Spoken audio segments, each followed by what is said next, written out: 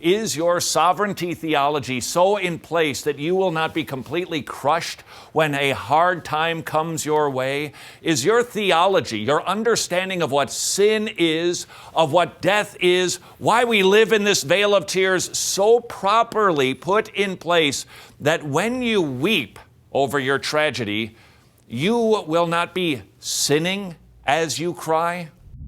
Suffering itself does not rob you of joy. Idolatry does. If you're suffering, okay, and you're angry, and you're bitter, and you're joyless, it means that you've idolized whatever it is you're losing.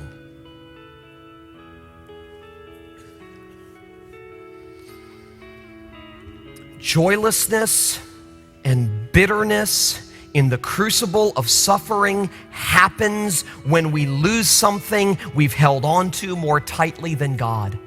How is your present disappointment, discouragement, or grief a window on what has actually captured your heart? Listen to me.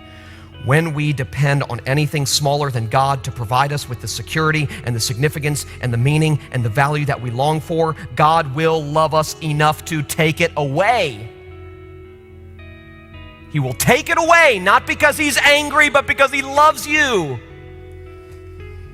And He wants you to enjoy the freedom and the security that comes from knowing Jesus and not locating your identity and your security and your significance in your accomplishments or your place or your position or whatever. We look to 1,000 things smaller than Jesus to make us feel like we matter. And it makes us a slave. And God in the gospel comes after us in the person of Jesus Christ, not to angrily strip away our freedom, but to affectionately strip away our slavery to self so that we might become truly free.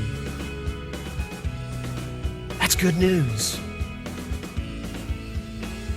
The reason for much of our anger and much of our bitterness in a crucible of suffering is God prying open our hands and taking away something we've held on to more tightly than Him.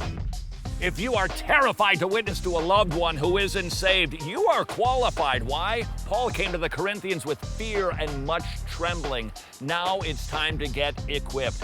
Terrified, a witness manual and witness encounters with a backslidden Baptist, a lukewarm Lutheran, atheists, agnostics, so you can learn how to witness and share your... Seriously?